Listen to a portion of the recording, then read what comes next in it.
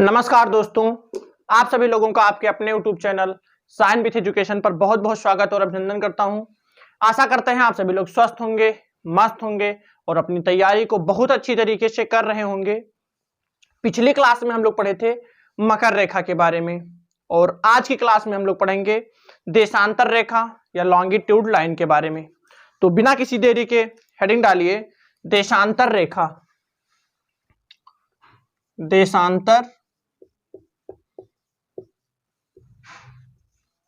देशांतर रेखा या longitude line. अब सबसे पहले समझ लीजिए कि ये क्या होती हैं। तो समझिए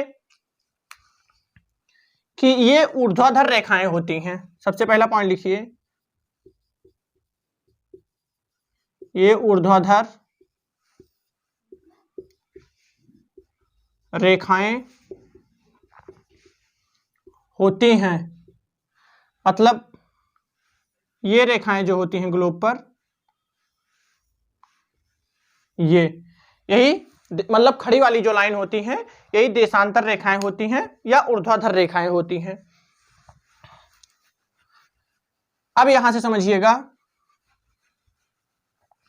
अगर कुल रेखाओं की बात किया जाए, कुल रेखा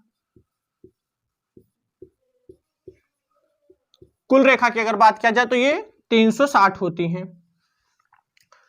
ये ऊर्ध्वाधर रेखाएं होती हैं और कुल रेखा की अगर बात किया जाए तो वो 360 होती हैं। अब समझिएगा कि दो रेखाओं के बीच की जो दूरी होती है वो कितनी होती है। तो यहां से नेक्स्ट पॉइंट में लिखिएगा कि दो रेखाओं के बीच की दूरी, दो रेखाओं के बीच की दूरी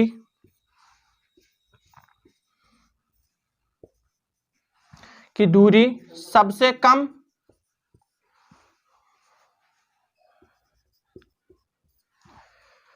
कम तो ध्रुव पर होती हैं, सबसे कम ध्रुव पर, और सबसे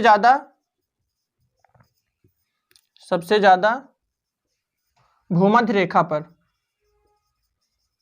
भूमध्य रेखा पर होती हैं, रेखा पर होता है। मतलब दो रेखाओं के बीच की जो दूरी होती है वो सबसे कम तो ध्रुव पर होती है, मतलब 0 किलोमीटर का अंतर होता है, और अगर सबसे ज्यादा बात किया जाए तो वो भूमध्य रेखा पर होता है। भूमध्य रेखा पर 111.32 किलोमीटर का डिफरेंस होता है। मतलब एक रेखा से दूसरी रेखा के बीच का जो अंतर होता है वो 111.32 किलोमीटर का होता है। तो इसको आप सभी लोग नोट कर लीजिए। तब तक यहां से समझिएगा कि ये जो ग्लोब है,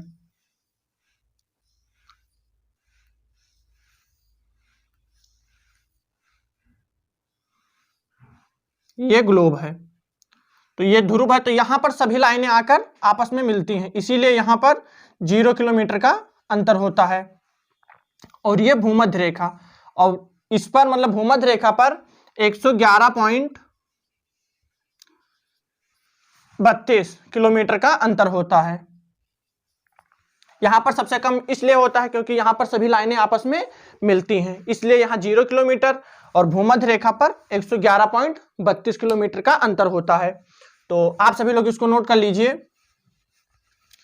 फिर समझिएगा कि जो पृथ्वी होती है वो पूरा 360 डिग्री कवर करती है 24 घंटे में। मतलब 360 डिग्री का परिक्रमण या घूर्णन करती है 24 घंटे में। तो यहां से समझिएगा, आशा करते हैं इसको आप सभी लोग नोट कर चुके होंगे।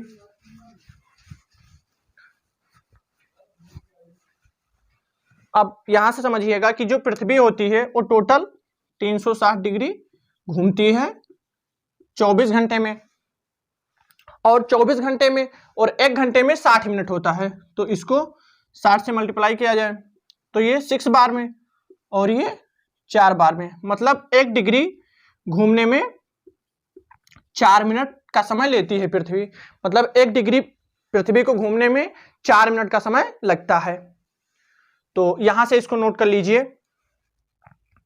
अब यहां से एक बात और समझिएगा कि सूर्य जो होता है वो हमेशा पूरब में ही निकलता है। इसका मुख्य कारण ये है कि जो पृथ्वी है वो पूरब से पश्चिम की ओर घूर्णन करती है, मतलब पृथ्वी जो है वो पूरब से पश्चिम की ओर घूमती है, तो पूरब वाला भाग जो होता है वो सबसे आगे होता है। तो ऐसे समझिएगा कि ये मान लीजिए सूर्य है और पृथ्वी जो है ये पृथ्वी है, तो पृथ्वी का जब ऐसे घूर्णन करती है इस तरीके से पूरब से पश्चिम की ओर, तो जब पूरब से पश्चिम की ओर करेगी तो पूरब वाला भाग ही तो सूर्य के सबसे पहले आएगा, तो इसीलिए सूर्य का जो प्रकाश होता है वो सबसे पहले पूरब में आता है। यही कारण है कि सूर्य पूरब दिशा में निकलता है। अब यहां से और समझिएगा कि पूरब दिशा का जो समय होता है, मतलब यहां से समझिएगा कि जैसे सूर्य है और ये पूरब है और ये पश्चिम है, तो इस वाले समय मतलब जब इधर बढ़ेगा पूरब की ओर तो ये वाला समय में बढ़ेगा और ये वाले समय घटेगा। तो यहां से पॉइंट लिख लीजिए, फिर समझ में आएगा। पहले इसको आप सभी लोग समझ गए होंगे कि 1 डिग्री को घूमने में 4 मिनट का समय लगता है। अब यहां से इसको नोट कर लिए हैं। नेक्स्ट समझिएगा कि पूरब में जाने पर समय बढ़ता है, यहां से नोट करिएगा।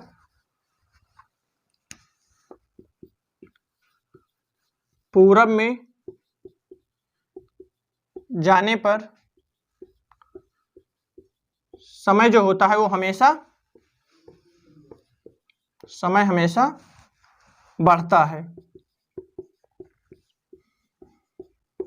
है क्योंकि पृथ्वी पूरब से पश्चिम की ओर ही चक्कर लगाती है, तो इसलिए पूरब में जाने पर समय हमेशा बढ़ता है। और पश्चिम में जाने पर, यहां से लिखिएगा, पश्चिम में जाने पर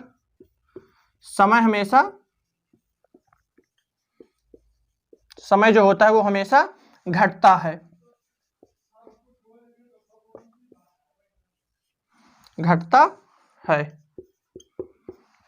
अब यहां से समझिएगा कि पूरब में जाने पर समय हमेशा बढ़ेगा और पश्चिम में जाने पर समय हमेशा घटेगा।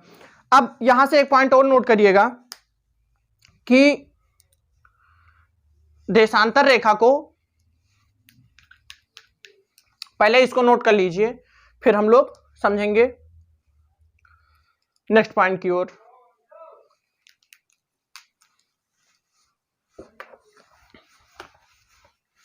अब इसमें एक पॉइंट और नोट कर लीजिएगा कि जो 0 डिग्री होती है, भूमध्य रेखा होती है, इसे अंतरराष्ट्रीय मानक समय रेखा भी कहा जाता है।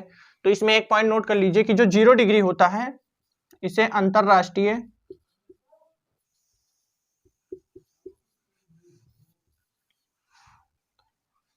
अंतरराष्ट्रीय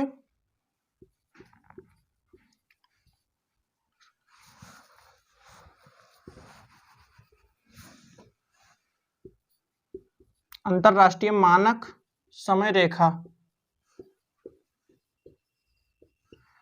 भी कहा जाता है।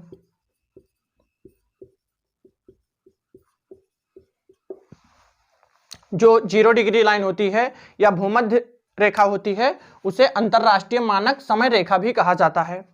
तो आशा करते हैं आप सभी लोग लॉन्गिट्यूड लाइन या देशांतर रेखा समझ गए होंगे।